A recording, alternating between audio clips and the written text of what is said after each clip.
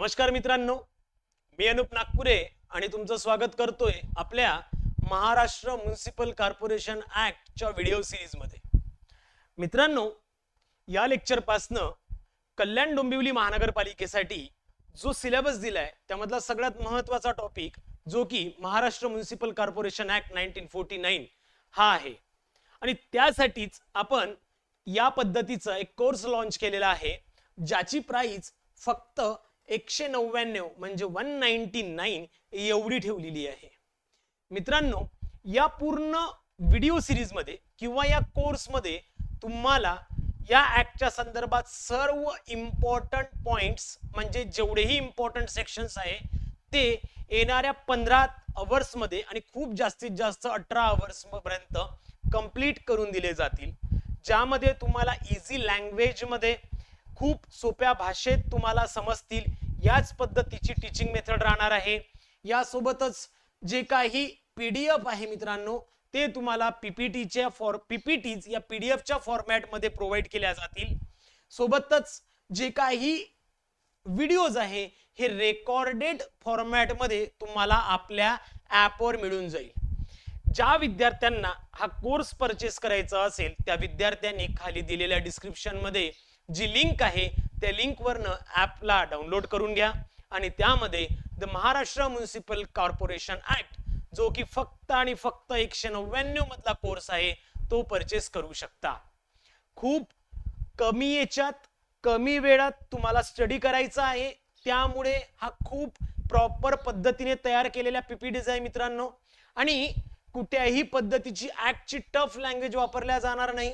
Important sections cover केले जातील आणि एक गॅरंटी अशी देतोय की जेवढेही क्वेश्चन्स तुम्हाला विचारले जातील ते तुम्हाला इझी सॉल्व करता येतील किंवा त्याचे आन्सर तुम्हाला खूप इझी पद्धतीने देता येईल याची गॅरंटी घेतो। फक्त काय, पूर्ण व्हिडिओ सिरीज किंवा पूर्ण लेक्चर हे आपल्या ॲपवर आहे, त्यामुळे ते तुम्हाला पूर्ण बघायचे आहे। व्यवस्थित पद्धतीने बघून घ्या आणि त्यानंतरच तुम्हाला तशा पद्धतीने येणाऱ्या एक्झामसाठी इझी पद्धतीत तुम्हाला हे सर्व क्वेश्चन बघायला मिळतील। क्लियर? त्यामुळे कुठेही वेळ न वाया घालवता, कारण आपल्याला टाइम फार कमी आहे, त्याचा प्रॉपर वापर व्हायला पाहिजे आणि याच अनुषंगाने ही अशा पद्धतीची एक सिरीज किंवा कोर्स आपण लॉन्च करत आहोत जो की 199 मध्ये तुम्हाला आपल्या ॲपवर अवेलेबल मिळेल। क्लियर? बघा, आता काय, म्युनिसिपल कॉर्पोरेशन ऍक्ट किंवा the Maharashtra municipal corporation act 1949 जो आहे हा आपण डायरेक्टली चालू करू, कारण काय की खूप महत्त्वाच्या गोष्टी आपल्याला स्टडी करायची आहे, काही इम्पॉर्टंट गोष्टी आहे आणि जसं मी तुम्हाला सांगितलं की कोणत्याही पद्धतीची ऍक्टची लँग्वेज वापरणार नाही डेफिनेशन सोडल्या तर, आणि त्यामध्ये सर्व सिंपल पद्धतीत तुम्हाला समजून सांगतो कॉर्पोरेशन। कारण काय की ज्या एक्झामला तुम्ही समोर जाणार आहे ती महानगरपालिकेची आहे, त्यामुळे कॉर्पोरेशनचं स्ट्रक्चर कसं असायला पाहिजे, कोणत्या फॉर्मॅट मध्ये असतील किंवा म्युनिसिपल कॉर्पोरेशन कोणत्या पूर्ण फिनॉमिनॉन केस मध्ये तुम्ही डिझाइन करता, हे सर्व आपण या ऍक्टच्या अंतर्गत स्टडी करणार आहोत।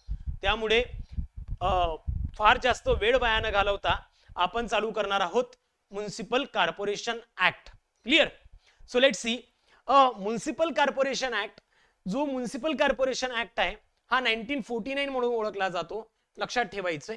ओके, त्यामुळे म्युनिसिपल कॉर्पोरेशन ऍक्ट जो आपण घेतोय याच्या बऱ्याचशा कॉपी तुम्हाला गुगलवर अवेलेबल मिळतील, पण अपडेटेड कॉपी जी आहे ही 2025 ची आहे। त्या अपडेटेड पार्ट नुसार किंवा कॉपी नुसारच आपण घेतोय, ज्यामध्ये कोणतीही ऍक्टची लँग्वेज नाही, खूप सोप्या आणि सरळ भाषेत तुम्हाला समजेल अशाच पद्धतीने एक्सप्लेन करेल। क्लियर? नाउ लेट्स सी, या टोटल म्युनिसिपल कॉर्पोरेशन ऍक्टच्या अंतर्गत जर बघितलं तर मित्रांनो टोटल 31 चॅप्टर आपल्याला स्टडी करायचे आहेत। किती? 31। म्हणजे बघा, तुम्हाला आताही माहित आहे की कॉर्पोरेशन ऍक्ट हा स्वतःच खूप मोठा आहे। ओके, आणि एवढा ऍक्ट एवढ्या कमी टाइम पिरियड मध्ये कमी वेळेत आपल्याला स्टडी करायचा आहे आणि तो कोणत्या पद्धतीने कव्हर करायचा, कसा करायचा, ती माझी जबाबदारी असेल किंवा ती माझी रिस्पॉन्सिबिलिटी आहे। तुम्हाला फक्त मला फॉलो करायचंय या ऍक्ट साठी आणि तेवढंच तुम्हाला करायचंय, आणि एवढं केल्यानंतर हे मोर दॅन सफिशियंट असेल अशी मी तुम्हाला शाश्वती सुद्धा देऊ शकतो। क्लियर? यासोबतच यामध्ये टोटल 4 अपेंडिक्स आहे, टोटल नंबर ऑफ शेड्यूल 4 आहे आणि सर्वात मोठी गोष्ट म्हणजे टोटल 493 सेक्शन्स आहेत. क्लिअर? म्हणजे टोटल 493 सेक्शन आपल्याला स्टडी करायचे आहे. पण हे स्टडी करताना काही इम्पॉर्टंट सेक्शन्स असतील, त्यालाच तुम्हाला हात लावायचे किंवा त्यालाच तुम्हाला बघायचंय, त्याच्या व्यतिरिक्त कोणतेही तुम्हाला स्टडी करायचे नाही. क्लिअर? डोक्यात फिट करून ठेवा आणि व्यवस्थित पूर्णच्या पूर्ण ऍक्ट समजून घ्या, तोही सोप्या भाषेत. ओके, टेन्शन घ्यायची गरज नाही मित्रांनो, मी सांगतोय तेवढं करा, it is more than sufficient. तुम्हाला या नोट्स सुद्धा तुम्हाला आपल्या कोर्स मध्येच अवेलेबल असतील, म्हणजे ज्या की पीपीटीज आहेत त्या पीडीएफच्या फॉर्मॅट मध्ये तुम्हाला प्रोव्हाइड केल्या जाईल आणि तुम्हाला त्या सिम्पली प्रिंट आउट करून तुम्हाला त्याचा स्टडी सुद्धा इझी करता येईल. Clear? Now let's see the first काय आहे. बघा मित्रांनो, फर्स्ट सेक्शन कोणता असतो किंवा पहिला चॅप्टर जो आहे कोणत्या ऍक्टचा, तो प्रिलिमिनरी असतो. कोणताही ऍक्ट तुम्ही स्टडी करा, मी या ऍक्ट बद्दल नाही बोलत, कोणताही जर का ऍक्ट तुम्ही स्टडी केला तर त्याचा चॅप्टर 1 हा प्रिलिमिनरी असतो आणि त्याचा सेक्शन 1 जो असतो हा शॉर्ट टायटल, एक्सटेंट आणि कमेन्समेंट असतो. ओके, तर शॉर्ट टायटल या ऍक्टच्या संदर्भात जर बघितलं तर आपण याला काय बोलतो, the Maharashtra municipal corporation act. काय बोलणार? The Maharashtra municipal corporation act. Clear? आता हा एक्सटेंट अँड कमेन्समेंट म्हणजे काय, आता हा याचं कुठपर्यंत व्याप्ती आहे हे आपल्याला माहित असणं गरजेचं आहे. कारण कॉर्पोरेशन ऍक्ट जो आहे हा पूर्ण तुमच्या डिस्ट्रिक्टसाठी आहे, तुमच्या स्टेटसाठी आहे, पूर्ण इंडियासाठी लागू होतो, हे आपल्याला या एक्सटेंट मध्ये दाखवलं जात असतं. पण ऍक्टचं नावच काय सांगतो, द महाराष्ट्र. द महाराष्ट्र म्हणजेच काय, याचा अर्थ की हा ऍक्ट फक्त महाराष्ट्रापुरताच मर्यादित आहे. म्हणजेच काय, it extend to the area of municipal corporation constituted or deemed to be constituted under the act. हा पूर्ण महाराष्ट्रासाठी ज्या ज्या ठिकाणी या ऍक्टच्या अंतर्गत कॉर्पोरेशन स्थापन झालेले आहे किंवा as per the official gadget नुसार कॉर्पोरेशनला मान्यता दिली असेल, त्या संपूर्ण एरियासाठी हा ऍक्ट लागू असणार आहे. क्लिअर? म्हणजे ज्या ज्या ठिकाणी महानगरपालिका आहे त्या महानगरपालिकेचं सर्व वर्क किंवा सर्व जे काही ऑथराइज वे आहे हा सर्व या ऍक्टच्या अंतर्गतच चालतो. क्लिअर? नाउ सेकंड असतो मित्रांनो डेफिनेशन. ओके, सेकंड काय आहे, डेफिनेशन. डेफिनेशन आपण काय करतोय, फक्त इम्पॉर्टंट घेणार आहोत, कारण जो काही आपण स्टडी करतोय ऍक्ट त्यामध्ये काय की definition plays a very important role, but there are the some of the definitions are very important and rest of them are very simple, ज्या की नाही केल्या किंवा तुम्हाला इझिली सुद्धा समजेल. जसं की कमिशनर कोण आहे, मेयर कोण असतो, हे आपण काही डेफिनेशन जे आहे या चालू लेक्चर मध्ये सुद्धा कव्हर करणार. म्हणजेच काय, जसं की सेक्शन 4, 5, 6 मध्ये जे ज्या नावं वेगळे येतील आणि त्याच्या definition as per the respective act नुसार काय असतील हे आपण त्या वेळेला सुद्धा कव्हर करणार आहोत. त्यामुळे इथे ज्या डेफिनेशन्स घेतोय त्या व्यतिरिक्त काही डेफिनेशन्स आपण चालू सिलेबस मध्ये सुद्धा कव्हर करणार, त्या सुद्धा तुम्हाला व्यवस्थित बघायच्या आहेत. आणि एक सर्वात महत्वाची गोष्ट म्हणजेच काय, मी सांगायला विसरलो की तुम्हाला या ऍक्ट साठी कुठूनही वेगळे एमसीक्यू करायची गरज पडणार नाही किंवा कोणत्याही पद्धतीची एक्स्ट्रा टेस्ट सिरीज घ्यायची गरज पडणार नाही. कारण काय की आपण प्रत्येक सेक्शन वर किंवा प्रत्येक टॉपिक वर इथेच एमसीक्यू, एक्सपेक्टेड एमसीक्यूज कव्हर करून घेतोय. त्यामुळे तुम्हाला वेगळे एमसीक्यू करायची गरज पडणार नाही. क्लिअर? किंवा या ऍक्टच्या संदर्भात मला वेगळी टेस्ट सिरीज घ्यावी लागेल का, तर बिलकुल नाही, काही गरजच पडणार नाही, याची गॅरंटी आहे. क्लिअर? नाउ असेंब्ली कॉन्स्टिट्युएन्सी म्हणजे काय बघा. असेंब्ली कॉन्स्टिट्युएन्सी म्हणजे काय, असेंब्ली कॉन्स्टिट्युएन्सी म्हणजे काय, एखाद्या लॉफुल पर्पज साठी किंवा इलेक्शन पर्पज साठी ज्या एखाद्या मतदारसंघाला घोषित केलं जातं त्यालाच आपण असेंब्ली कॉन्स्टिट्युएन्सी म्हणतो, जी की विधिमंडळाच्या अंतर्गत येते. म्हणजेच काय, means a constituency provided by the law for the purpose of election. कोणत्याही पद्धतीची मतदानासाठी ज्या एरियाला किंवा एखाद्या विभागाला डिवाइड केलं जातं किंवा त्याला एखादा विभाग म्हणून घोषित केला जातो त्यालाच आपण काय बोलतो, कॉन्स्टिट्युएन्सी म्हणत असतो. Okay, to the Maharashtra legislative assembly or any part thereof which is for the time being in the comprised in the city. Clear? तर लक्षात ठेवायचं की असेंब्ली कॉन्स्टिट्युएन्सी म्हणजे काय, एखादा एरिया जो की पर्पजफुली इलेक्शन क्रायटेरियासाठी डिवाइड केला जातो किंवा तशा पद्धतीने ऍज पर द लॉ तो एरिया प्रोव्हाइड केला जातो, त्यालाच काय बोलतो आपण, असेंब्ली कॉन्स्टिट्युएन्सी. क्लिअर. यानंतर आहे मित्रांनो assembly roll means the electoral roll prepared for the assembly constituency in accordance with the provision of representation of people act 1915. Assembly roll म्हणजेच काय, एखाद्या असेंब्ली कॉन्स्टिट्युएन्सी मध्ये जी की मतदार यादी तयार केली जाते त्या संदर्भातल्या मतदानासाठी त्यालाच काय बोलतात, असेंब्ली रोल. आपण येणाऱ्या पार्ट मध्ये असेंब्ली रोल किंवा असेंब्ली कॉन्स्टिट्युएन्सी सुद्धा बोलणार आहोत किंवा बघणार आहोत. क्लिअर. त्यानंतर बजेट ग्रँट. आता बजेट ग्रँट काय आहे, जसं की एखाद्या पूर्ण एक्सपेंडिचरला आपण म्हणतो ना एखाद्या वेळेला की एवढं बजेट आहे किंवा एवढंच बजेट ग्रँट झालंय, म्हणजे एखादं वर्क सक्सेसफुली कंप्लीट करण्यासाठी जी काही टोटल सम लागते त्या समचं ज्या वेळेला आपण एखादं एक्सपेंडिचर तयार करतो आणि त्या एक्सपेंडिचरला सँक्शनिंग देण्यासाठी जे बजेट ठरवलं जातं त्यालाच म्हणतो सँक्शन बजेट. क्लिअर. तर त्या पर्टिक्युलर सँक्शन बजेटला जी ग्रँट दिली जाते त्यालाच अंतर्गत ही डेफिनेशन्स येणार. खूप सिंपल आहे. Means the total sum entered on the expenditure side of budget estimate under a major head as prescribed by the rule and adopted by the corporation and includes any sum by which such a budget grant may be increased or reduced by a transfer from or to the other heads in accordance with the provision of this act and rules.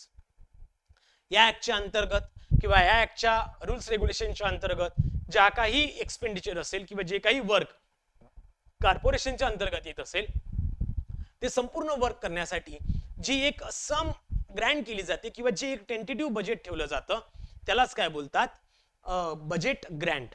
Clear. Next आहे मित्रांनो building. आता building म्हणजे काय already तुम्हाला सगळ्यांना माहित आहे. Okay. So building म्हणजेच काय, एखादं घर किंवा बाहेरील घर आउट हाऊस ज्याला बोलतो किंवा स्टेबल, शेड, हट किंवा बाकी जो की एखादा क्लोज्ड एरिया आहे, स्ट्रक्चर आहे.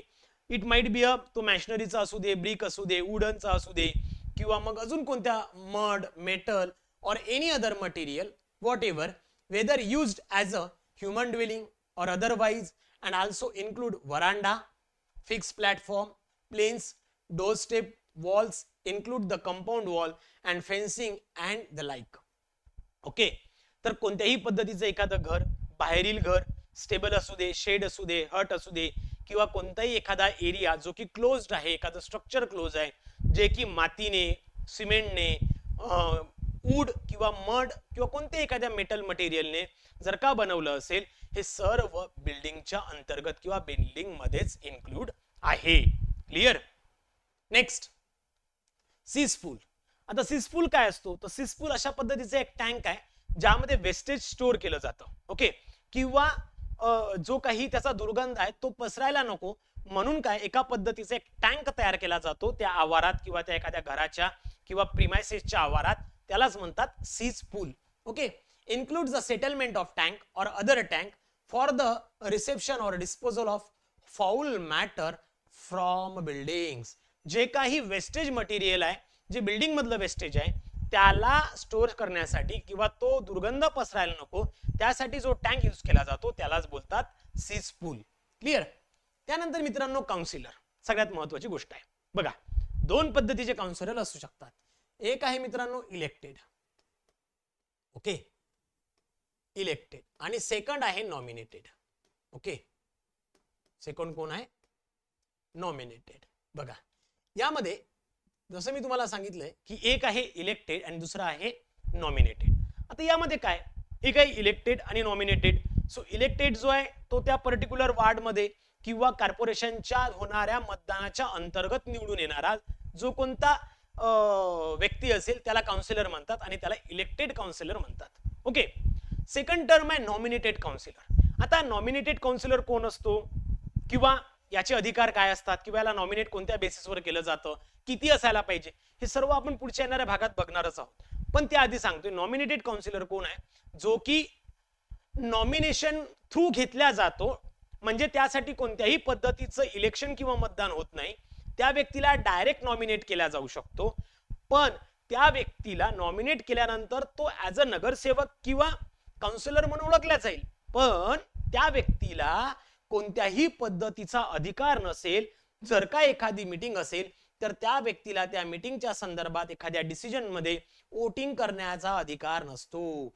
बघा, सगळ्यात महत्वाची गोष्ट काय की जो नॉमिनेटेड काउन्सिलर असतो त्या नॉमिनेटेड काउन्सिलरला कोणत्याही पद्धतीने स्वतः अधिकार दिले जात नाही की तो एखाद्या डिसिजनच्या कंडिशनसाठी जर का वोटिंग होत असेल तर त्या वोटिंग मध्ये तो स्वतः डायरेक्टली पार्टिसिपेट होऊ शकत नाही. क्लिअर? सगळ्यात महत्वाची गोष्ट लक्षात ठेवा की नॉमिनेटेड काउन्सिलरला कोणत्याही पद्धतीचं वोटिंग करता येणार नाही. म्हणजेच एखादा प्रोजेक्ट आहे ज्यावर बहुमत होत नाही किंवा ठराव पास होऊ शकत नाही, त्या पर्टिक्युलर गोष्टीसाठी जर का कॉर्पोरेशनने इलेक्शन घ्यायचं ठरवलं किंवा वोटिंग घ्यायचं ठरवलं तर या नॉमिनेटेड काउन्सिलरला तिथे मतदान करता येत नाही. सेकंड थिंग खूप महत्वाची, नॉमिनेटेड काउन्सिलर हा कॉर्पोरेशनचा चीफ म्हणजेच काय, तो मेयर म्हणून इलेक्ट होऊ शकत नाही. बघा, म्हणजेच इलेक्ट होण्यासाठी जी काही मेयर म्हणून इलेक्ट होण्यासाठी जी काही पात्रता आहे ती इलेक्टेड मेंबर मध्ये असेल, नॉमिनेटेड मेंबर मध्ये नाही. म्हणजे नॉमिनेटेड मेंबर कधीच 5 वर्षाच्या कार्यकाळात किंवा जो काही टेन्यूर पिरियड असेल कॉर्पोरेशनचा त्या पर्टिक्युलर टेन्यूर पिरियड मध्ये तो मेयर होऊ शकत नाही. दोन्ही गोष्टी महत्वाच्या आहे मित्रांनो, लक्षात ठेवा. ओके, लक्षात ठेवायचंय, दोन्ही गोष्टी फार जास्त महत्वाच्या आहेत. त्यामुळे काउन्सिलर हे दोन पद्धतीची असते, एक असतो इलेक्टेड काउन्सिलर आणि दुसरा असतो नॉमिनेटेड काउन्सिलर. या दोन्ही काउन्सिलर मध्ये काय डिफरन्स आहे तर दोन्हीही काउन्सिलर जे आहे हे कॉर्पोरेशनच्या अंतर्गत येईल, पण नॉमिनेटेड काउन्सिलर हा एखाद्या डिसिजनवर होणाऱ्या मतदानामध्ये स्वतःचं वोट कास्ट करू शकत नाही किंवा तो नॉमिनेटेड काउन्सिलर कधीही पुढे जाऊन तो स्वतः काय म्हणू मेयर होऊ शकणार नाही. क्लिअर? ह्या दोन गोष्टी महत्वाच्या लक्षात ठेवायच्या. त्यानंतर येतो क्युबिकल कंटेंट. आता क्युबिकल कंटेंट म्हणजे काय तर लक्षात ठेवायचं किंवा या क्युबिकल कंटेंटला ना आपण अजून पुढे खूप चांगल्या पद्धतीने स्टडी करणार आहोत, कारण की यावर एक पॉइंट पण मी तुम्हाला विथ रिस्पेक्ट टू प्रॅक्टिकल अप्रोचने सांगेल क्युबिकल कंटेंटच्या संदर्भात. क्युबिकल कंटेंट म्हणजेच काय, जसं की एखाद्या पर्टिक्युलर मेजरमेंटचा जर रेफरन्स घेतला तर 3 साइड आपण मोजतो ज्याला आपण क्युबिकल कंटेंट म्हणतो, हाईट, विड्थ आणि लेंथ. त्या बेसिसवर म्हणजेच याच पर्टिक्युलर पॉइंटला आपण बघतो क्युबिकल कंटेंट. म्हणून काय तर येणाऱ्या पुढच्या काही लेक्चर्स मध्ये मी क्युबिकल कंटेंटवर तुम्हाला काही एक्झाम्पल दाखवेल, एखादी डायग्राम दाखवेल की कॉर्पोरेशन मध्ये क्युबिकल कंटेंट ही टर्म्स कोणत्या पद्धतीत घेतली जाईल. क्लिअर? यानंतर आहे ड्रेन्स. ड्रेन सुद्धा खूप महत्वाचा पार्ट आहे आपल्या कॉर्पोरेशनच्या अंतर्गत. कारण काय की एखाद्या पर्टिक्युलर कॉर्पोरेशनला ज्या वेळेला बघितल्या जातं त्यावेळेला तिथले ड्रेन्स कसे आहे त्याच्यावरून ओळखल्या जाईल की त्या कॉर्पोरेशनची किती रिस्पॉन्सिबिलिटी सहन करण्याची किंवा पूर्तता करण्याची ताकद आहे किंवा ती करू शकते. सो ड्रेन्स काय, ज्यामध्ये सीवर, tunnel, pipe, ditch, gutter or channel and any other cistern, flush tank, septic tank or other devices for carrying off or treating a sewage, offensive matter, polluted water, sewage, wastewater, rainwater, subsoil water and any other culvert, ventilation shaft or a pipe or other appliances or fitting connected therewith, and any ejectors, compressed air means, sealed sewage means, and special machinery or apparatus for raising, collecting, expelling or removing the sewage or offensive matter from any place.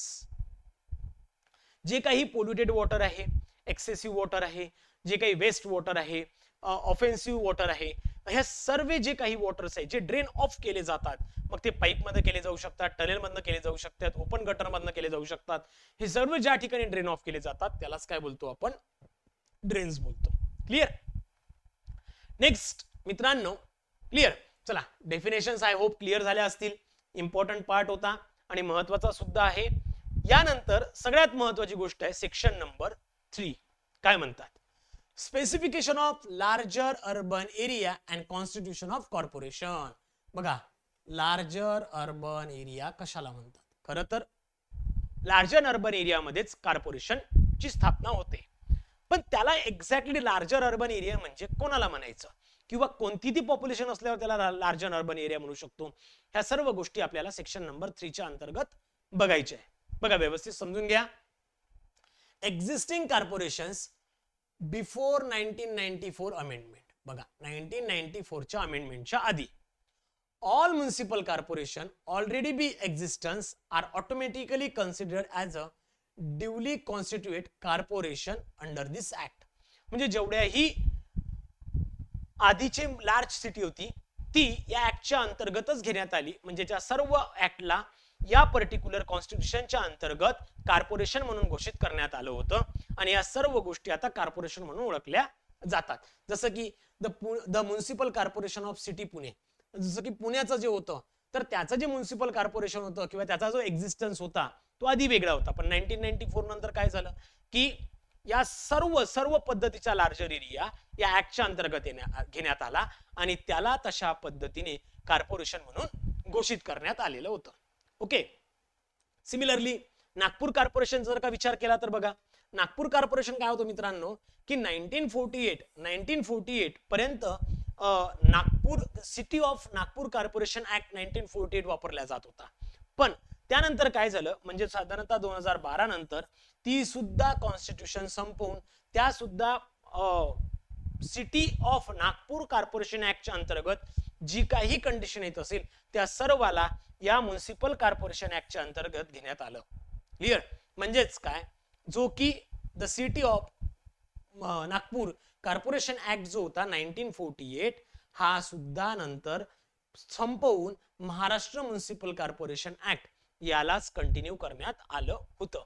आता काय, the city of municipal corporation act 1948 नेमकं काय आहे sir? तर यामध्ये आपल्याला जायचं नाही, कारण की त्या सुद्धा ऍक्टला आता द म्युनिसिपल कॉर्पोरेशन ऍक्ट 1949 मध्ये कन्वर्ट करण्यात आलं. त्याच्यामुळे आपल्याला तिकडे जायची गरज नाही. क्लिअर? आता नवीन कॉर्पोरेशन नेमकी कुठे तयार केली जाऊ शकते? प्रश्न आहे, नवीन कॉर्पोरेशन कुठे तयार केली जाऊ शकते? तर जिथे लार्जर एरिया आहे किंवा जिथे लार्ज एरिया आहे त्या ठिकाणी कॉर्पोरेशन होऊ शकते. जसं की आताच मी सांगतोय, जिथे लार्ज एरिया आहे, ओके, जिथे लार्ज एरिया आहे तिथे काय होऊ शकते? नवीन कॉर्पोरेशन तयार होऊ शकते. पण नेमका लार्ज एरिया कोणाला म्हणायचा? जिथे पॉप्युलेशन 3 लाख किंवा त्याच्यापेक्षा जास्त असेल. बघा मी काय म्हटलंय, जिथे पॉप्युलेशन 3 लाख किंवा त्याच्यापेक्षा जास्त आहे त्या पर्टिक्युलर एरियाला लार्जर एरिया म्हणतात आणि तिथे असणाऱ्या त्या एरियाला म्युनिसिपल कॉर्पोरेशन म्हणून घोषित केल्या जाऊ शकते. क्लिअर? लक्षात घ्या मी काय सांगतोय. ज्या ठिकाणी पॉप्युलेशन हे 3 लाख किंवा त्यापेक्षा जास्त असते त्या एरियाला लार्जर एरिया म्हणजेच म्युनिसिपल कॉर्पोरेशन ऍक्टच्या अंतर्गत कॉर्पोरेशन घोषित केल्या जाऊ शकते. बघा, the state government has the power to declare any urban area with minimum population of 3 lakh, म्हणजे 3 लाख किंवा त्याच्यापेक्षा जास्त, as a larger urban area and establish a municipal corporation for it. त्याला लार्जर एरिया म्हणेल आणि त्यासाठी कॉर्पोरेशन ची घोषणा करेल किंवा घोषित करेल. क्लिअर? एवढं सिंपल आहे सेक्शन नंबर 3. ओके, चला एमसीक्यू पण बघून घ्या. As per the Maharashtra municipal corporation act 1994 amendment, every corporation constituted for larger urban area is known by which area किंवा known by which name. Okay, काय म्हणतायत? द म्युनिसिपल कॉर्पोरेशन ऍक्ट जो आहे 1994 चा, या अमेंडमेंट नुसार प्रत्येक कॉर्पोरेशनला आपण लार्जर अर्बन एरिया म्हणून घोषित करतो. त्याला काय म्हणाल? तर सिंपल आहे, त्याला आपण सिटी ऑफ कॉर्पोरेशन म्हणणार नाही, सिटी ऑफ काउन्सिल पण नाही, नगर पंचायत पण नाही. त्याला बोलू आपण the municipal corporation of the city. आणि ज्या सिटीचं असेल म्हणजे it might be a the municipal corporation of the city Nagpur, Kolhapur. Okay, अशा पद्धतीचे तुम्ही नाव देऊ शकता. Clear? Next, second, the city of Nagpur corporation act 1948 was repealed in which year bring Nagpur under the municipal corporation act. Okay, कोणत्या वर्षाला त्या Nagpur the city of Nagpur corporation act 1948 ला repeal करून महाराष्ट्र म्युनिसिपल कॉर्पोरेशन ऍक्टच्या अंतर्गत आणण्यात आलेलं होतं. ओके, तर आताच बोललोय आपण 2012 नुसार, 2012 नुसार. क्लिअर? बघा, हे महत्वाच्या गोष्टी आहेत तशा. थर्ड काय सांगतो, the state government can declare urban area as a larger urban area only if the population is. Okay, कोणत्या एरियाला लार्जर एरिया म्हणून घोषित केल्या जाऊ शकतं? तर मी आता सांगितलंय की 3 लाख, 3 लाख और मोर जिथलं पॉप्युलेशन असेल त्या एरियाला आपण काय बोलू शकतो? त्या एरियाला आपण सिंपली म्युनिसिपल कॉर्पोरेशन एरिया असं घोषित करू शकतो, किंवा याच एरियाला लार्ज एरिया सुद्धा म्हणतात. लक्षात आलंय? लक्षात ठेवायचंय, त्याच एरियाला काय लार्ज एरिया सुद्धा म्हणू शकतात. क्लिअर? ओके, चलो, हे 3 एमसीक्यू लक्षात ठेवून द्या, इम्पॉर्टंट आहे. त्यापैकी हा जो एमसीक्यू आहे हा खूप जास्त महत्वाचा आहे. हा तुमच्या लक्षात असू द्या, जेणेकरून येणाऱ्या पर्टिक्युलर पेपर मध्ये किंवा क्वेश्चन मध्ये जर का अशा रिलेटेड एखादा क्वेश्चन आला तर तुम्हाला लक्षात राहील. ओके, नेक्स्ट चॅप्टर नंबर 2 आहे मित्रांनो, जो की कॉन्स्टिट्यूशनच्या संदर्भात बोलतोय किंवा म्युनिसिपल ऑथॉरिटीच्या संदर्भात आहे. आता म्युनिसिपल ऑथॉरिटी म्हणजेच म्युनिसिपल कॉर्पोरेशनला कोणत्या पद्धतीत कॉन्स्टिट्यूट केलं जातं, कोणत्या कोणत्या गोष्टी त्यामध्ये ऍड केल्या जातात, हे आपल्याला चॅप्टर नंबर 2 मध्ये स्टडी करायचं आहे. ज्यामध्ये बघा, व्यवस्थित लक्षात घ्या की चॅप्टर नंबर 1 मध्ये कोण होतं? प्रिलिमिनरी होती, शॉर्ट कंटेंट होता आणि लार्ज एरियाच्या संदर्भातला कंडिशन होती. चॅप्टर 2 मध्ये आपण काय बघतो? कॉन्स्टिट्यूशन स्टडी करणार आहोत. चॅप्टर 2 कोणाचा आहे? कॉन्स्टिट्यूशनचा आहे. लिहून ठेवून द्या. आणि जर का विचारलंय की कॉन्स्टिट्यूशन किंवा municipal corporation constituted under the chapter number, so you should know that it's chapter 2. Clear? So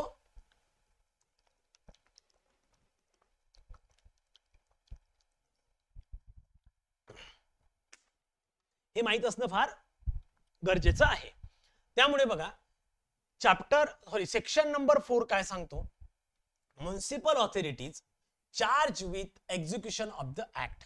okay, municipal authority जी की कॉन्स्टिट्यूट केली जाणार त्यांचेच बेसिक चार्ज काय असतात, जे की या ऍक्टच्या अंतर्गत सांगितलेले आहे. ओके, म्हणजेच काय, ऑथॉरिटीला काहीतरी एक रिस्पॉन्सिबिलिटी असते आणि ती रिस्पॉन्सिबिलिटी या ऍक्टच्या अंतर्गत ते सर्व कॅरीड आउट करतील. आता त्या कोण कोण आहे? सगळ्यात सुरुवातीला म्हणजे कॉर्पोरेशन आहे. कोण आहे? कॉर्पोरेशन. लक्षात घ्या, सगळ्यात महत्वाचं काय? कॉर्पोरेशन. ओके, जी की टोटल मेन इलेक्टेड बॉडी असेल. कॉर्पोरेशन कशाला म्हणतो आपण? टोटल इलेक्टेड बॉडी असते. कॉर्पोरेशन कोण असते? टोटल इलेक्टेड बॉडी, ज्यामध्ये नंबर ऑफ इलेक्टेड पर्सन असतील, त्यापैकीच एक कोणीतरी मेयर असेल, त्यापैकीच एक कोणीतरी त्या नंबर ऑफ कमिटीचा मेंबर असेल किंवा त्याचा चीफ असू शकतो. हे सर्व ना इलेक्टेड बॉडी आहे. सेकंड, स्टँडिंग कमिटी, ज्याला मराठीत स्थायी समिती म्हणतात मित्रांनो. ओके, लक्षात ठेवायचं, स्टँडिंग कमिटी त्यालाच मराठीत स्थायी समिती सुद्धा म्हणतात.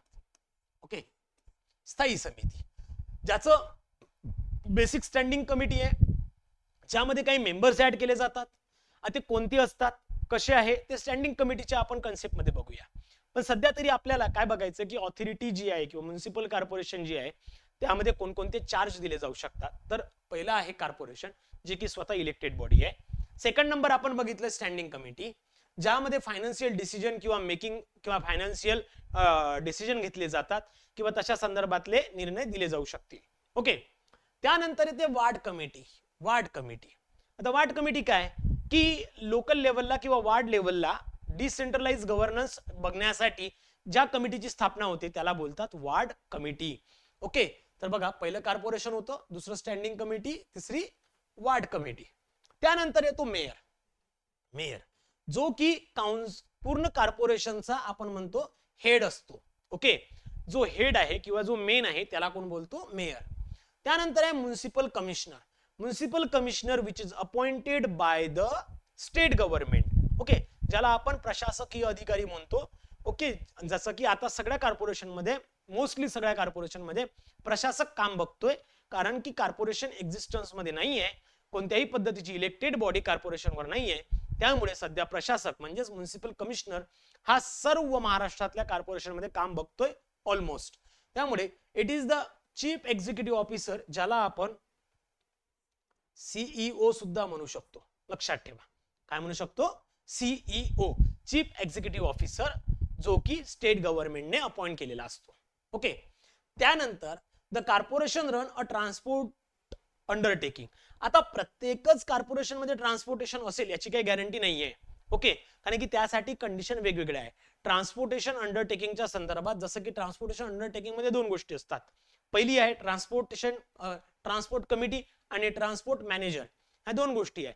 पण त्यासाठी सुद्धा तुम्हाला महाराष्ट्र परिवहन महामंडळाची अनुमती लागते किंवा तशा पद्धतीची परमिशन लागते. कोणत्याही कॉर्पोरेशनच्या अंतर्गत जर का ट्रान्सपोर्टेशन चालू करायचं असेल, ज्याला आपण सिटी बसेस वगैरे म्हणतो ना, त्या सिटी बसेससाठी सुद्धा महाराष्ट्र परिवहन महामंडळाची परमिशन घ्यावी लागते आणि त्यानंतरच तशा पद्धतीचं ट्रान्सपोर्टेशन तुम्ही त्या कॉर्पोरेशन मध्ये चालू करू शकता. क्लिअर? तर आपण हे सुद्धा खूप मोठ्या डीप पद्धतीने बघणार आहोत, कारण की हा सुद्धा एक इम्पॉर्टंट पार्ट म्हणून पुढे बघायचा आहे. क्लिअर? तर लक्षात आलं कोणते कोणते चार्ज असू शकतात. तर पहिला आहे मित्रांनो कॉर्पोरेशन, नेक्स्ट आहे स्टँडिंग कमिटी, नंतर होती वार्ड कमिटी, त्यानंतर मेयर, त्यानंतर म्युनिसिपल कमिशनर आणि लास्टला जो आहे ट्रान्सपोर्ट अंडरटेकिंगच्या अंतर्गत ट्रान्सपोर्ट कमिटी आणि ट्रान्सपोर्ट मॅनेजर. क्लिअर? लक्षात आलंय? हे पॉइंट लक्षात आले असतील. ओके. त्यानंतर येतो मित्रांनो section number 5, constitution of corporation. आता बघा, हा एक महत्वाचा सेक्शन आहे, इम्पॉर्टंट सेक्शन आहे, ज्यावर एमसीक्यू विचारण्याचे 100% चान्सेस आहेत. किती? 100% चान्सेस आहेत की जिथे एमसीक्यू विचारले जाऊ शकतात. आता जी कॉर्पोरेशन आहे मित्रांनो, तिला कोणत्या कोणत्या पद्धतीत कॉन्स्टिट्यूट केलं जातं. आता कॉन्स्टिट्यूशन म्हणजे काय? तिला स्थापन केल्यानंतर त्यामध्ये किती लोक नॉमिनेट असायला पाहिजे, इलेक्टेड असायला पाहिजे, हे आपण या पर्टिक्युलर कॉन्स्टिट्यूशन कॉर्पोरेशनच्या अंतर्गत बघणार आहोत, जो की सेक्शन नंबर 5 आहे. क्लिअर? तर बघा, लास्ट सेक्शन मध्ये आपण काय बोललो होतो की मिनिमम 3 लाख किंवा त्याच्यापेक्षा जास्त पॉप्युलेशन असणं गरजेचं आहे, ज्यासाठी स्टेट गव्हर्नमेंट त्या एरियाला लार्जर अर्बन एरिया म्हणून घोषित करेल आणि त्या लार्जर अर्बन एरियाचा आपण काय बोलतो? कॉर्पोरेशन असं बोलतो. क्लिअर? आता सर्वात महत्वाची गोष्ट काय की पॉप्युलेशनच्या बेसिसवर कॉर्पोरेशनला इस्टॅब्लिश केलं जाऊ शकतं. लक्षात घ्या, पॉप्युलेशनच्या बेसिसवर कॉर्पोरेशनला इस्टॅब्लिश केलं जाऊ शकतं. आता या कॉर्पोरेशनच्या बेसिसवर ज्या वेळेला इस्टॅब्लिश केलं जातं त्यावेळेला नंबर ऑफ काउन्सिलर किती असायला पाहिजे. लक्षात घ्या, नंबर ऑफ काउन्सिलर किती असायला पाहिजे हे डिपेंड करतं पॉप्युलेशनवर. कोणावर? पॉप्युलेशनवर. म्हणजेच काय? Number of elected and nominated councillor are depends on the population of that corporation. Clear? आता सगळ्यात महत्वाची गोष्ट आहे, काय म्हणतोय, जर का एखादा पॉप्युलेशन आहे ज्याची लोकसंख्या 3 लाख ते 6 लाखापर्यंत असेल, किती? 3 लाख ते 6 लाखापर्यंत, तर त्या पर्टिक्युलर एरियामध्ये इलेक्टेड काउन्सिलर जे असतात ते मित्रांनो 65 असतात. किती? 65. डोक्यात फिट करून ठेवा, 3 लाख ते 6 लाखापर्यंत 65 असू शकतात. क्लिअर? पण आता for every additional population 15,000 above 3 lakh. बघा मी काय सांगतोय व्यवस्थित लक्षात घ्या, समजून घ्या, कारण फार महत्वाचा पार्ट आहे, फार महत्वाचा पार्ट आहे. काय म्हणतायत? Minimum number of elected counsellor 65. Okay, किती आहे मिनिमम नंबर? मिनिमम नंबर जे आहे ते आहे मित्रांनो 65 नंबर्स आहेत. बरोबर? आता काय झालंय, जर का पॉप्युलेशन 3 लाखापर्यंत पेक्षा जास्त असेल, 3 लाखाच्या वर चाललंय, ओके, त्यामध्ये प्रत्येक 15,000साठी म्हणजेच 3 लाखाच्या वर जे असणारा 15,000 आहे, त्या प्रत्येक 15,000साठी एक ऍडिशनल काउन्सिलर तुम्ही घेऊ शकता. म्हणजे प्रत्येक 15 साठी तुम्ही एक घेऊ शकता. 30,000 असेल तर तुम्ही 2 घेऊ शकता. 45,000पर्यंत असेल तर तुम्ही 3 तिथे अपॉइंट जास्त इलेक्ट करू शकता. क्लिअर. पण ही जी संख्या आहे ही टोटल इलेक्टेड संख्या ही 85 पर्यंत नेऊ शकता, त्याच्यावर तर जाणार नाही. क्लिअर. म्हणजेच ज्या पर्टिक्युलर कॉर्पोरेशनची पॉप्युलेशन 3 लाख टू 6 लाख आहे त्या पर्टिक्युलर पॉप्युलेशन मध्ये 65 टू 85 काउन्सिलर इलेक्ट होऊ शकतात. क्लिअर. किती? 65 to 85. Elected councillor shall not exceed 85. म्हणजे मिनिमम किती? 65 आणि मॅक्झिमम 85. क्लिअर. डोक्यात फिट बसलंय. चला next. Above 6 lakh to 12 lakh. बघा 6 लाख टू 12 लाख म्हणजे 6 लाख टू 12 लाख बद्दल जर का बोलायचं झालं तर बघा मिनिमम किती असायला पाहिजे? तर मिनिमम 85 असायला पाहिजे. किती असतील? मिनिमम 85 असतील. मिनिमम 85. पण 85 जे आहे त्यानंतर जर का पॉप्युलेशन वाढत असेल तर प्रत्येक 20 लाखामागे म्हणजे 6 लाखानंतर 6 लाखापर्यंत किती घेऊ शकता तुम्ही? 85. ओके. बघा 6 लाखासाठी किती घेऊ शकता? 85 घेऊ शकतो. जसं की इथे 85 आले होते. बरोबर आहे. इथे 65 होते. आता 6 लाखाच्या वरती जर का पॉप्युलेशन जात असेल 6,20,000 आहे तर तिथे 1 वाढवा. 6,40,000 असेल तर 2 वाढवा. म्हणजेच काय? मग किती होईल? 6 लाख एखाद्या कॉर्पोरेशनची पॉप्युलेशन 6,40,000 आहे तर तिथे तुम्ही टोटल 85 आहे. 85 प्लस 2 बरोबर आहे. प्लस 2 एवढं वाढेल म्हणजे 87. असे करत करत तुम्ही मॅक्झिमम 115 नेऊ शकता, त्याच्यापेक्षा जास्त जाणार नाही. म्हणजे इथे 115 एवढे असेल म्हणजे मॅक्झिमम किती आहे मित्रांनो? 115. लक्षात आलं. All these are elected. Elected. Nominated बोललोच नाही. नॉमिनेटेडला वेळ आहे. क्लिअर. चला नेक्स्ट. काय म्हणतात? 12 लाख टू 24 लाख. किती? 12 लाख टू 24 लाख. आता 12 लाख टू 24 लाखचा जर का विचार केला तर बघा 12 लाख साठी किती आहे? 115. 12 लाख साठी किती आहे? 115 आणि 24 लाख साठी किती आहे? 151. किती आहे? 151. लक्षात आलं. आता इथे किती वाढू शकतो? इथे किती वाढवल्या जाईल? की प्रत्येक 40,000च्या मागे तुम्ही 1 वाढवू शकता. 12 लाखानंतर जे 40,000 वाढतील त्याच्यासाठी तुम्ही प्रत्येक 40,000 साठी 1 वाढवू शकता. पण ती मॅक्झिमम वाढवण्याची संख्या 151 पेक्षा पुढे जायला नको. 65, 85, 115, 151. लक्षात कसं ठेवायचंय. ओके. त्यानंतर मित्रांनो 24 लाख ते 30 किती होणार आहे? 151. डायरेक्टली 161. लक्षात घ्या. 24 लाख ते 30 लाख. ओके. 30 लाखापर्यंत म्हणजेच किती? सॉरी इथे किती होतं? 115 टू 151. इथे आहे 151 टू 161. लक्षात आलं. म्हणजे याच्यासाठी 151 आणि याच्यानंतर वाढणाऱ्यासाठी पण मॅक्झिमम किती जाईल? 161. त्याच्यापेक्षा जास्त नको. नेक्स्ट लास्ट अबो 30. अबो 30. आता अबो 30 मध्ये जर का बघितलं मित्रांनो सो जे काही आहे अबो 30 त्यासाठी बघा किती होऊ शकतं? काय म्हणतात? The minimum number of elected councillor shall be 161 असायला पाहिजे. बरोबर आहे. For every additional population of 1 lakh above 30 lakh. प्रत्येक 30 लाखानंतर जर का 1 लाख पॉप्युलेशन वाढत असेल there shall be one additional councillor. So however that the maximum number of elected councillor shall be 175. म्हणजेच काय? इथे किती होऊ शकतो? 161 to 175 पर्यंत जाऊ शकतो. क्लिअर. लक्षात आलंय का? Constitution of corporation. क्लिअर. एकदा हवा तर पुन्हा टेबल बघून घ्या. खूप महत्वाचं आहे मित्रांनो. खूप जास्त महत्वाचं आहे.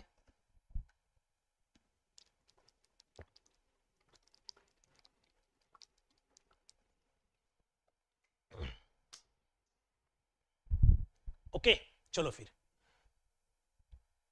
नेक्स्ट आहे मित्रांनो, आता हे झाले इलेक्टेड काउन्सिलर. हे कोणते झाले? सर्व इलेक्टेड, जे की इलेक्शन मधून निवडून येतील.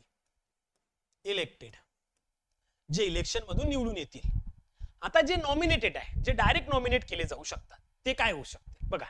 ही तुम्हाला व्हॅल्यू माहित आहे, इथे किती आहे? 161 to 175 बरोबर आहे. हे तर डायरेक्ट आहे. आता होणार काय आहे बघा, व्यवस्थित समजून घ्या. नॉमिनेटेड काउन्सिलर किती असू शकतात? Nominated councillor up to 10% of elected councillor or 10. बघा मी काय म्हटलंय, 10% ऑफ इलेक्टेड काउन्सिलर और 10. या दोन पैकी जे लेस असेल तो तिथे युजफुल ठरू शकते. आता बघा कसं, आता इथे जर का विचार केला, सपोज एखादी कॉर्पोरेशन आहे ज्याची पॉप्युलेशन 6 लाख आहे. किती आहे? 6 लाख. आता 6 लाख साठी तुम्हाला माहित आहे की परफेक्ट 6 लाख असेल तर 85 इलेक्टेड असतील, बरोबर आहे की नाही? एवढे लोक काय असतील? इलेक्टेड काउन्सिलर असतील. आता 85 चे जर का 10% काढले तर किती होतात? 8.5. शाल आय से 9, म्हणजे 9 काउन्सिलर कशा लागतील? नॉमिनेटेड लागतील. 9 काउन्सिलर कशा लागतील? नॉमिनेटेड. और 10 किंवा 10 नंबर, या दोन पैकी जो कोणता लहान असेल तो तुम्हाला घ्यायचा आहे. म्हणजे 9 लहान आहे, तर 9 म्हणजे 3 to 6 साठी तुम्ही 8 और 9, आपण याला 8 पण म्हणेल 9 पण म्हणू शकतो. ओके, सो 8 और 9 कोण करू शकतो? हे लोक नॉमिनेट करू शकतात. क्लिअर? म्हणजे डायरेक्ट उचलायचे, म्हणजे डायरेक्ट कोणाला पण नाही उचलायचे. ज्याला प्रॉपर नॉलेज आहे किंवा त्यांचा काही जो यामध्ये जे काही रूल्स रेग्युलेशन दिले आहे त्या अंतर्गत जे लोक येत असतील त्यांना घ्यायचं आणि त्यांना डायरेक्ट काउन्सिलर म्हणून घोषित केलं जाऊ शकतं. क्लिअर? एकतर जो कोणता मिनिमम आहे किंवा या दोन पैकी एकतर 10% ऑफ इलेक्टेड काउन्सिलर. सपोज आता हा जर का विचार केला 24 लाख आहे, चला मानून चला नागपूर सारखी सिटी आहे, 24 लाख आहे, पेक्षा जास्त आहे, 24 लाख पकडा. 24 लाख साठी किती लागतात? 151, म्हणजे 15.1, म्हणजे मिनिमम नाही काही म्हटलं तरी 15 नॉमिनेटेड लागतील. और 10 कमी कोण आहे? दोन पैकी 10, म्हणजे 10. जर का विचार केलं तर इथून सर्वांसाठी 10 लोक नॉमिनेट करू शकतात. लक्षात घ्या, कारण की 115च्या वरत 10% 11 पेक्षा मोठं होऊन राहिलं, म्हणजे त्यासाठी तुम्हाला कमीत कमी 10 तरी लागेल. मग हा क्रायटेरिया कुठे लागतो? फक्त पहिल्या याच्या 3 ते 6 मध्ये. लक्षात आलं? क्लिअर? चला पुढे बघूया. Elected whichever leads can be nominated chosen for special knowledge experience in a municipal administration. अशाच व्यक्तीला घ्या ज्याला तशा संदर्भातलं पूर्ण नॉलेज आहे, ज्याला तशा संदर्भातला एक्सपिरियन्स आहे किंवा संपूर्ण माहिती आहे म्युनिसिपल कॉर्पोरेशनची किंवा तिथल्या होणाऱ्या व्यवस्थेची, त्याच व्यक्तीला तुम्ही नॉमिनेट करू शकता. क्लिअर? त्यानंतर आहे wards and elections. Okay, so city divided into ward by the state government, जे की स्टेट इलेक्शन आहे, त्यानुसारच तुम्ही काय करू शकता? या SES नुसारच SEC नुसारच प्रत्येक सिटीला अशा पद्धतीने डिवाइड करायचंय की नंबर ऑफ वार्ड मध्ये, जेणेकरून सर्व वार्डची पॉप्युलेशन ऑलमोस्ट सेम असायला पाहिजे. म्हणजे असं नाही की एकीकडे खूप जास्त आली 50,000, एकीकडे 30,000, एवढा डिफरन्स चालणार नाही. ऑलमोस्ट सारखी येईल किंवा पॉप्युलेशन जे आहे ऑलमोस्ट सारखं येईल, अशाच पर्टिक्युलर एरियाला आपल्याला वार्ड म्हणून घोषित केल्या जाईल. ओके, म्हणजेच काय? SEC जे स्टेट इलेक्शन कमिशन आहे, okay, state election commission, okay, तर यांच्या पर्टिक्युलर ऍक्ट अप्रुव्हल नुसार त्या पर्टिक्युलर एरियाला वार्ड म्हणून घोषित केल्या जाऊ शकतं. किंवा तशा पद्धतीने जसं तुम्हाला आता माहित आहे की येणाऱ्या स्थानिक स्वराज्य संस्थेच्या निवडणुकांमध्ये प्रत्येकच एरियाला डिफरन्शिएट करण्यासाठी सांगितले, नवीन वार्ड प्रभाग करायला सांगितले, आणि ते नवीन वार्ड किंवा प्रभाग जे तयार झाल्यानंतर त्याला अप्रुव्हल हे स्टेट इलेक्शन कमिशन देणार, आणि स्टेट इलेक्शन कमिशनच्या अप्रुव्हल नंतरच ते वार्ड म्हणून घोषित केल्या जाईल. असे नाहीतर केले डायरेक्ट आपल्याच मनाने, असं चालत नाही. क्लिअर? आधी काय व्हायचं, प्रत्येक वॉर्ड मध्ये एकच राहायचा, एकच कॉर्पोरेटर किंवा एकच काउन्सिलर निवडून यायचा. पण 2024च्या नवीन अमेंडमेंट नुसार काय आलंय, 2024च्या नवीन अमेंडमेंट नुसार मिनिमम 3 आणि मॅक्झिमम 5, ओके, मिनिमम 3 आणि मॅक्झिमम 5 काउन्सिलर निवडून येऊ शकतात किंवा ते इलेक्टेड असू शकतात. क्लिअर. सो मिनिमम 3 आणि मॅक्झिमम 5 इलेक्टेड असू शकतात. Each voter can cast vote equal to the number of councillor to be elected. जेवढे प्रत्येकच एक व्यक्ती इलेक्टेड होणाऱ्या प्रत्येक याला काउन्सिलरला वोटिंग करेल आणि त्याच पर्टिक्युलर माध्यमातून ते लोक निवडले जातील. ओके. पुढे काय म्हटलंय, notification process. Draft notification of ward boundary must be publish. म्हणजे जे काही आहे, ज्या पद्धतीने महानगरपालिकेने वॉर्ड डिफाईन केले आहे किंवा जे काही वार्ड ठरवले आहे तशा पद्धतीचं नोटिफिकेशन पब्लिश करावं लागतं. लोकांच्या त्यावर जर काही हरकती असेल तर त्या नोंदवल्या जातील, त्या बोलावल्या जातील, त्यावर तशा पद्धतीचं डिसिजन घेतल्या जाईल आणि आफ्टर दॅट डिसिजन ते फायनल करून नंतरच मग स्टेट इलेक्शन कमिशनकडे पाठवलं जातं आणि पाठवल्यानंतर स्टेट इलेक्शन कमिशन त्यावर त्यांचं डिसिजन म्हणजेच अप्रुव्हल देईल. Clear. Extended area elections. Okay. आता बघा काय झालंय, एखाद्या वेळेला एखादा एरिया वाढला किंवा त्या सिटीमध्ये नवीन एरिया इन्क्लूड करण्यात आला तर काय होतं, आता ऑलरेडी जर का इलेक्शन झालेलं होतं, आता नवीन एरिया इन्क्लूड केला गेलाय किंवा सिटीची लिमिट जी आहे ती वाढवल्या गेली आहे किंवा वाढली असेल, म्हणजेच आधी सिटी एवढी होती आता अजून एवढी वाढवली, तर हा एरिया अजून त्यामध्ये ऍड झालेला आहे. तर मग त्यासाठी नवीन वार्ड म्हणून जर का तो घोषित झाला तर त्याच्यासाठी सुद्धा एक कॉर्पोरेटर तुम्हाला निवडावा लागेल. मग त्या पर्टिक्युलर कॉर्पोरेटरसाठी पुन्हा नवीन इलेक्शन घेतलं जाऊ शकतं. त्याच्यासाठी तिथून त्याला नेमणूक केल्या जाऊ शकते. पण या नेमणुकीचा कालावधी किंवा अशा पद्धतीने जर का एकच वर्ष बाकी असेल नवीन इलेक्शनला, एक्झाम्पल देऊन सांगतो व्यवस्थित समजेल तुम्हाला. बघा काय होतं की सपोज टू बी 1 जानेवारी 2026 ला इलेक्शन ठरलेलं आहे. 1 जानेवारी 2026 ला इलेक्शन ठरलं आहे आणि 1 जून 2024 ला एक नवीन वार्ड तयार करण्यात आला. 1 जून 2024 ला नवीन वार्ड तयार करण्यात आला. तर ऑब्व्हियसली ज्या दिवशी तयार झाला इथून जर का बघितलं तर साधारणतः 1.5 इयर अजून बाकी आहे. बरोबर आहे की नाही, 1.5 इयर बाकी आहे. तर अशा केसमध्ये इलेक्शन घेऊ शकतात. पण जर का सपोज टू बी नवीन वार्ड जर का 1 फेब्रुवारी 2025 ला जर ठरवला, आता जर का बघितलं तर इथे साधारणतः 9 आणि 10 महिने टाइम आहे, 9 और 10 मंथच टाइम आहे. बरोबर आहे की नाही. मग अशा केसमध्ये तुम्हाला इलेक्शन घेता येणार नाही.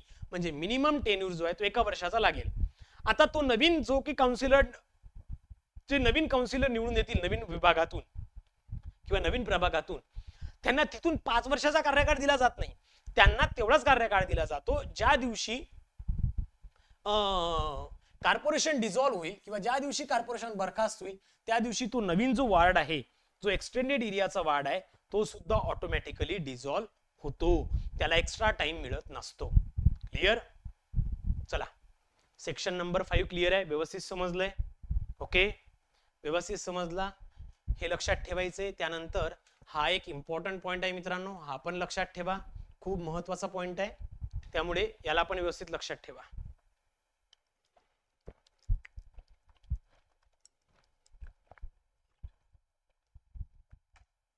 चला पुन्हा क्वेश्चन घेऊया. काही काय सांगतो question number 4, which of the following is not municipal authority under the act. खालीलपैकी कोणती म्युनिसिपल ऑथॉरिटी नाहीये. स्टँडिंग कमिटी म्युनिसिपल ऑथॉरिटीच्या अंतर्गत चार्ज आहे म्हणून आहे, मेयर पण आहे, वॉर्ड कमिटी पण आहे, जिल्हा परिषद ही येत नाही. Clear. It's come under the 73rd constitutional amendment act, म्हणून हा करेक्ट आन्सर आहे. ओके, जिल्हा परिषद हे करेक्ट आहे कारण त्यांनी नॉट विचारलं होतं. बरोबर आहे मित्रांनो. Next question number 5, the transport committee and transport manager are appointed only if the population of the city is above 10 lakh, the corporation establish or acquires a transport undertaking, the mayor recommended it, the state government order. मी आधी सांगितलं प्रत्येकच कॉर्पोरेशनला काय compulsory नाहीये की त्यांनी transport committee ठरवावं किंवा ट्रान्सपोर्टेशन असायला पाहिजे असं नाहीये.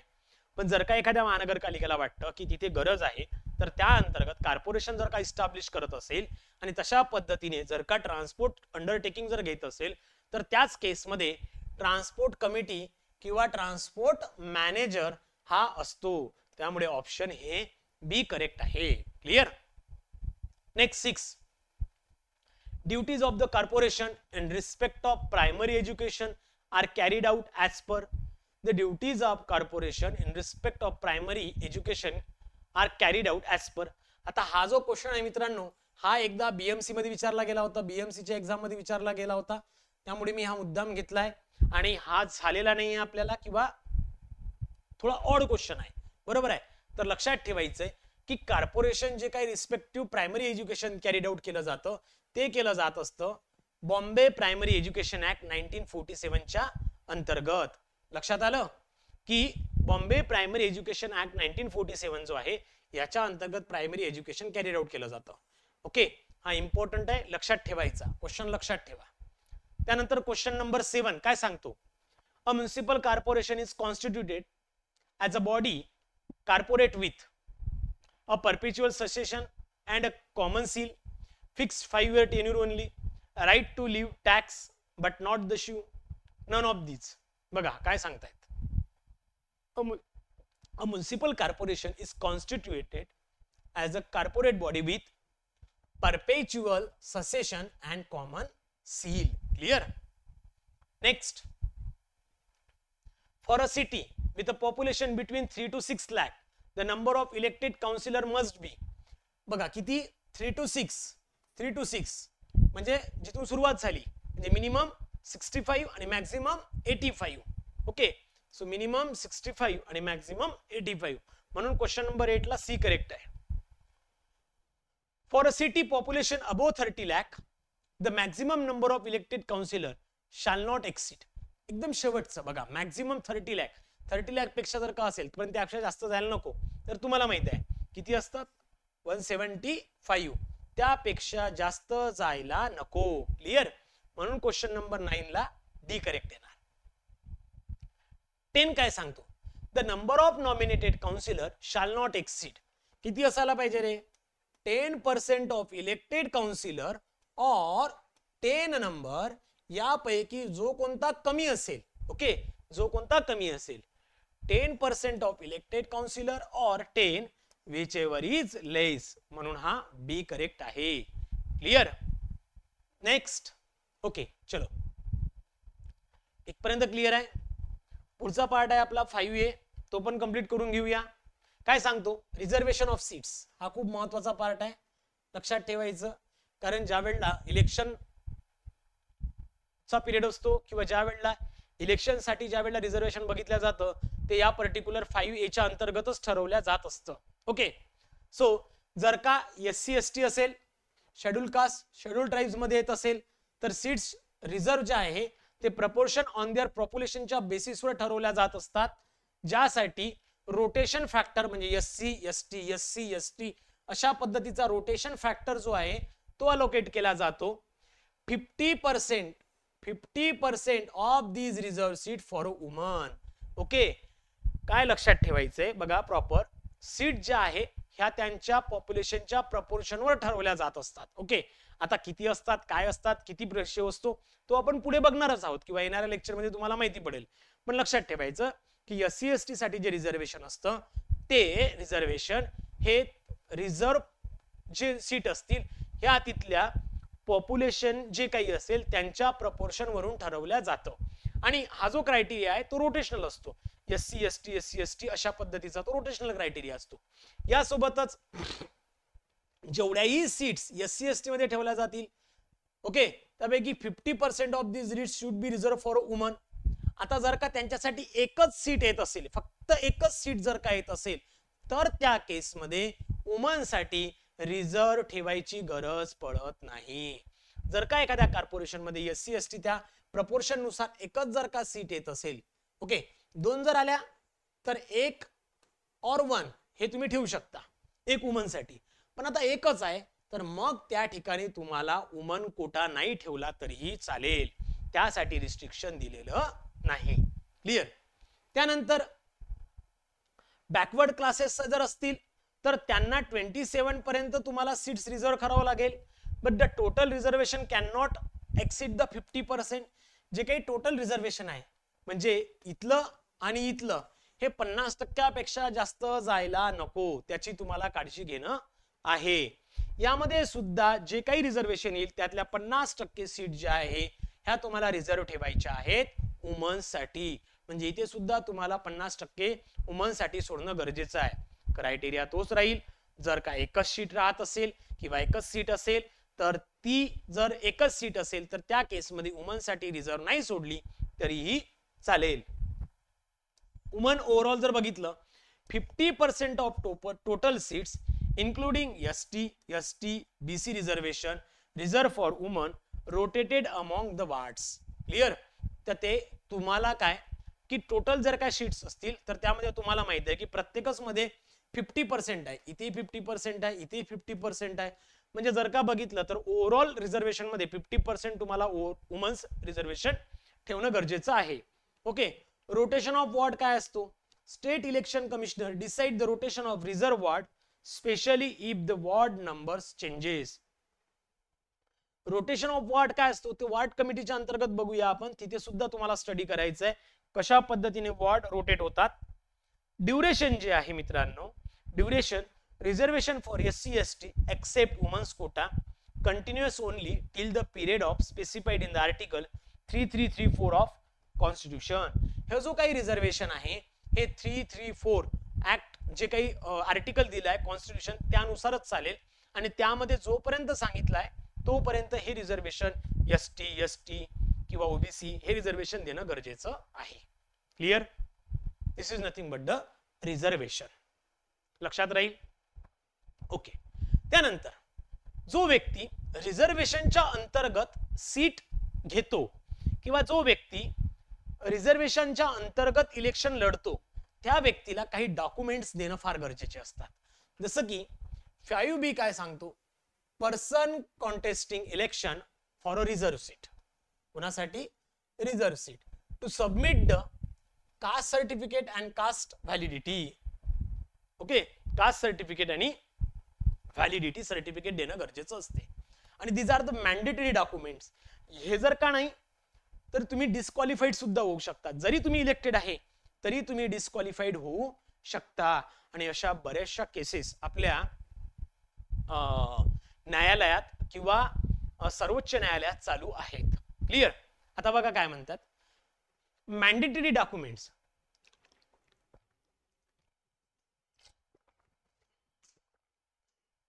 Any person contesting a seat reserve for ST ST आणि बॅकवर्ड क्लास मधून जर काय असेल तर त्या व्यक्तीने कास्ट सर्टिफिकेट आणि व्हॅलिडिटी सर्टिफिकेट हे देणं गरजेचं आहे, फार गरजेचं आहे. इन केस नॉमिनेशन फाईल करताना म्हणजेच काय उमेदवारी अर्ज भरताना जर का त्यांच्याकडे हे नसेल सर्टिफिकेट किंवा व्हॅलिडिटी तर जे as per the Maharashtra caste certificate act 2000 नुसार जे काही कंडिशन्स आहेत म्हणजेच काय यासाठी जे काही स्पेशल प्रोव्हिजन दिलेलं आहे.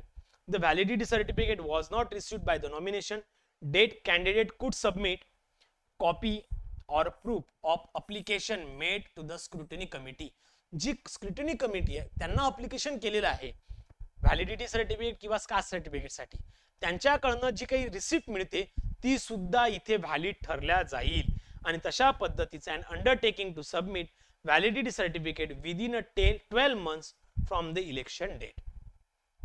त्या केसमध्ये मानून चला की स्क्रुटिनी कमिटीने जे काही सर्टिफिकेशन केलं असेल की या व्यक्तीने आमच्याकडे व्हॅलिडिटी सर्टिफिकेट किंवा कास्ट सर्टिफिकेट साठी नॉमिनेशन भरलाय किंवा त्यांनी तशा पद्धतीचं अप्लिकेशन दिलेलं आहे तरी आम्ही लवकरात लवकर त्यांना देऊ वगैरे अशा पद्धतीचं जर का अप्लिकेशन जर का स्क्रुटिनी कमिटी देत असेल तर त्या व्यक्तीला स्वतःचं नॉमिनेशन भरता येईल.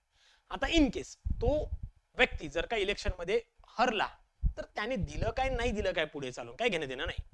पण जर का तो व्यक्ती जर का निवडून येत असेल आणि काउन्सिलर म्हणून जर का कॉर्पोरेशन मध्ये जात असेल तर त्या व्यक्तीला त्याने नॉमिनेशन भरलेल्या फॉर्मच्या डेट पासनं 12 महिन्यात म्हणजेच 1 वर्षाच्या आत त्याने तशा पद्धतीचं कास्ट सर्टिफिकेट किंवा व्हॅलिडिटी सर्टिफिकेट जमा करणं गरजेचं असते. इन केस दिलेल्या टाइम पिरियड मध्ये, जो काही प्रिस्क्राइब टाइम पिरियड आहे 12 मंथ, या टाइम पिरियड मध्ये जर का तो व्यक्ती तशा पद्धतीचं कास्ट सर्टिफिकेट किंवा व्हॅलिडिटी जमा करत नसेल तर त्या व्यक्तीला डिस्क्वालिफाईड मानलं जातं किंवा तो व्यक्ती डिस्क्वालिफाईड होत असतो. Clear? Failure to submit if the validity certificate is not produce within a 12 month, election is treated as a retrospectively terminated and the person become the disqualified. तर त्या व्यक्तीला तिथं डिस्क्वालिफाईड केलं जातं. क्लियर? 5B क्लियर आहे का? Next मित्रांनो, duration of corporation. Duration of corporation लक्षात घ्या. नॉर्मली ड्युरेशन ऑफ कॉर्पोरेशन हा 5 वर्षाचा असतो.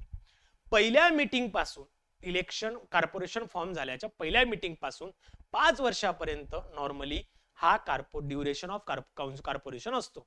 पण कॉर्पोरेशनचा ड्युरेशन मॅक्झिमम 5 वर्ष असतो. त्याआधी कधीही बरखास्त केली जाऊ शकते. म्हणजेच काय, जसं की डिझॉल्व जर करायचं असेल तर काहीतरी कारणामुळे किंवा काही टर्मच्यामुळे 5 वर्षाच्या आधी सुद्धा ती डिझॉल्व होऊ शकते. पण 5 वर्षापेक्षा जास्त कार्यकाळ कॉर्पोरेशनचा नसतो. 2 वर्षात, 3 वर्षात, 4 वर्षात डिझॉल्व केल्या जाऊ शकते. क्लियर? नेक्स्ट एमसीक्यू आहे, ते बघून घ्या. एमसीक्यू वर खूप जास्त फोकस करायचा आपल्याला, कारण जेणेकरून तुम्हाला सगळ्याच गोष्टी क्लिअर होतील. मोस्ट एक्सपेक्टेड एमसीक्यू इथेच क्लिअर होतील आणि सर्व गोष्टी जर काही इथे क्लिअर झाल्या तर तुमचाच फायदा आहे. Okay. Reservation of seats in a municipal corporation is determined by, बघा, reservation of seats in a municipal corporation is determined by mayor, the election commission, standing committee की स्टेट गव्हर्नमेंट. बघा काय म्हणतात क्वेश्चन नंबर 11 मध्ये. तुम्हाला माहित असायला पाहिजे की जे रिझर्वेशन ऑफ सीट्स आहे हा कोण कॉर्पोरेशनच्या अंतर्गत डिटरमाइन करतो. तर ऑब्विसली स्टेट इलेक्शन कमिशनर. बरोबर आहे, म्हणून ऑप्शन बी हे करेक्ट आहे. Okay. Next 12. Reservation for SC and ST is based on 33% of seats, population proportion in corporation area, fixed number of seats decided by the state government, 20% of seats. कोणत्या बेसिसवर? मी आधी सांगितलं SC ST चं जे काही reservation आहे हे तिथल्या असणाऱ्या पॉप्युलेशनच्या प्रपोर्शनल रेशिओवर ठरवल्या जात असतं. पण लक्षात घ्यायचे टोटल रिझर्वेशन हे 50% वरत जायला नको. त्याच्यामुळे ऑप्शन बी हा करेक्ट आहे. Clear? Next 13. Out of the total seat reserved for a SC and ST, how many are reserved for women? Okay. म्हणजे SC आणि ST साठी ज्या काही रिझर्व केला जातो त्यापैकी वुमन साठी किती असतात? तर आपण आधी बघितलं की कोणत्या क्रायटेरिया मध्ये, बघा तुम्हाला एक लक्षात येईल की 1/2 त्याच्या 50%. बरोबर आहे ना? 50% जे आहे हे वुमन साठीच असेल at any cost. Clear? Next 14. If only one seat is reserved for SC and ST in corporation, then that seat will be given to the woman candidate. No seat is reserved for woman in that category. The seat rotate every 2 years. The mayor decides. Okay. पहिली गोष्ट म्हणजे इथे mayor नसणारच आहे. Seat rotate every 2 years हा पण काय condition नाही आहे. आणि लक्षात घ्या, जर का फक्त एकच असेल तर मी आधी तुम्हाला सांगितलेलं होतं की जर का फक्त एकच सीट रिझर्व राहत असेल तर त्या केसमध्ये तुम्हाला कोणत्याही पद्धतीने वुमन साठी सोडायची गरज नाही. म्हणून ऑप्शन बी हा करेक्ट येतो. क्लियर? नेक्स्ट मित्रांनो 15. Seats reserve for the backward class of the citizen shall not exceed. Okay. आता इथे ओबीसी, बॅकवर्ड क्लास किंवा BCC हा वर्ड एकच आहे बरं. Don't be get confused. Okay. तर जो काही बॅकवर्ड क्लास आहे त्याच्यासाठी किती सीट असू शकतात? ओके.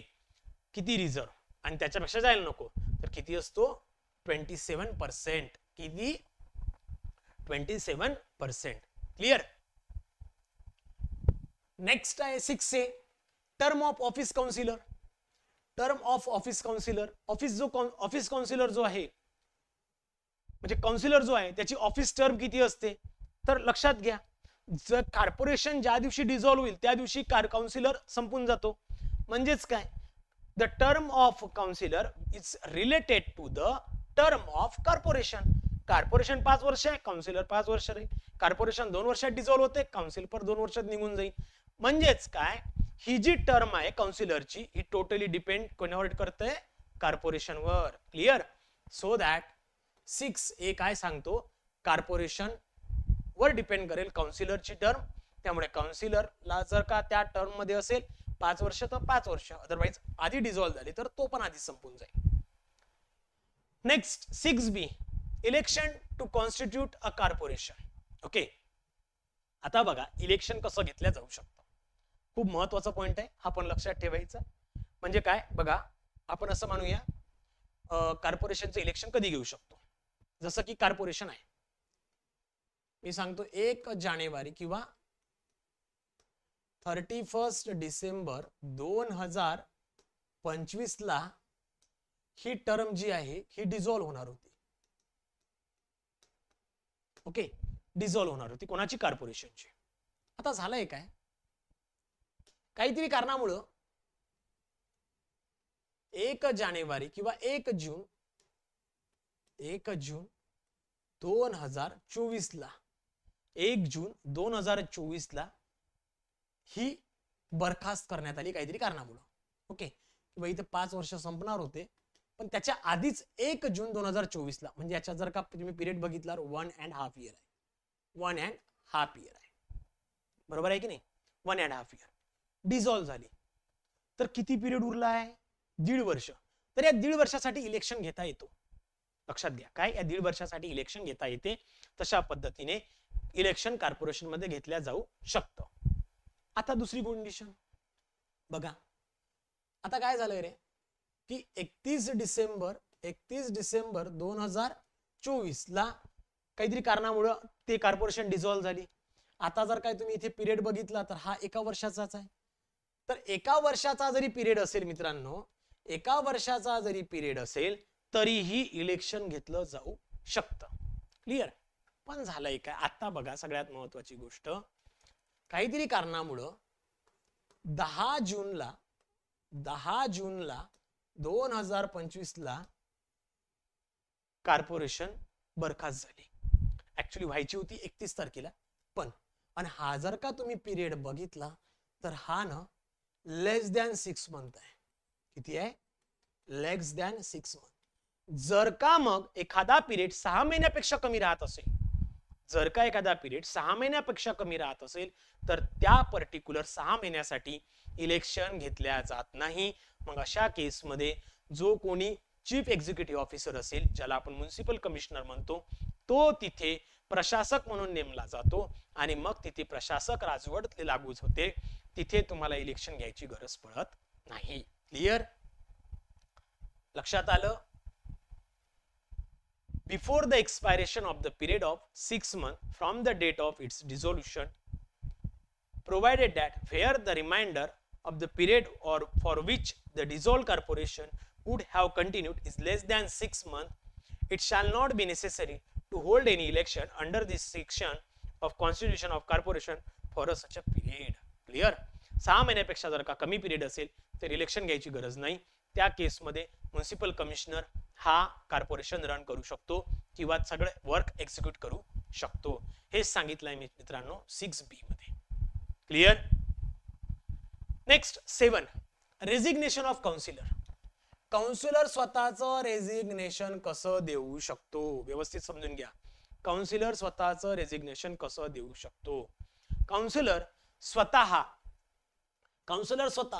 कमिशनर कडे स्वतःचं रेजिग्नेशन देऊ शकतो. त्यासोबतच त्या पर्टिक्युलर डेट पासनं जर का कमिशनरनं त्याचं रिझाइन लेटर जर का ऍक्सेप्ट केलं तर ती जागा व्हॅकंट मानली जाते आणि ती ऍक्टच्या अंतर्गत पुन्हा का इलेक्शन घेऊन नंतर मग पूर्ण व्हॅकंट प्लेस भरल्या जाऊ शकते. क्लिअर. पण काउन्सिलर हा कोणाला रिझाइन करू शकतो, कमिशनरला. लक्षात ठेवायचंय. Okay. Next question number 16. What is the term of the office counsellor. किती असतो ऑफिस काउन्सिलर. ऍक्च्युली ऑप्शन असे आले म्हणून मग काय तर आपण जो काही स्टँडर्ड फॉर्मॅट आहे तो यूज करू 6-5C. अदरवाईज जर का असतं 5 इयर और माइट बी लेस तर ते पण ऑप्शन बरोबर असतं. ज्या वेळेला कॉर्पोरेशन बरखास्त होईल काउन्सिलर संपून जाईल. Clear. Next, when must the election to constitute a corporation be completed? Within 3 months after the dissolution of the corporation, before the expiry of its duration, or within a 6 month of its dissolution, immediately in the next month after the dissolution, with 1 year after the dissolution.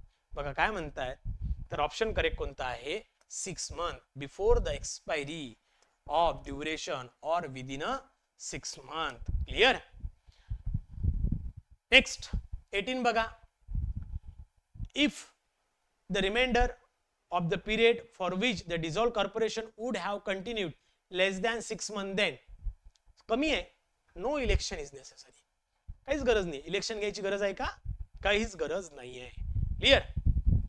तर मित्रांनो अशा पद्धतीने आपण आज एवढा part complete केला. उद्या येणाऱ्या व्हिडिओज मध्ये आपण पुढचा पार्ट कंप्लीट करू आणि खूप स्मूथली इझिली प्रत्येकाला समजेल अशा सोप्या भाषेत आपण पूर्ण कॉर्पोरेशन ऍक्ट कंप्लीट करणार आहोत. तोपर्यंत धन्यवाद. भेटूया आपल्या उद्याच्या लेक्चरमध्ये. Thank you so much.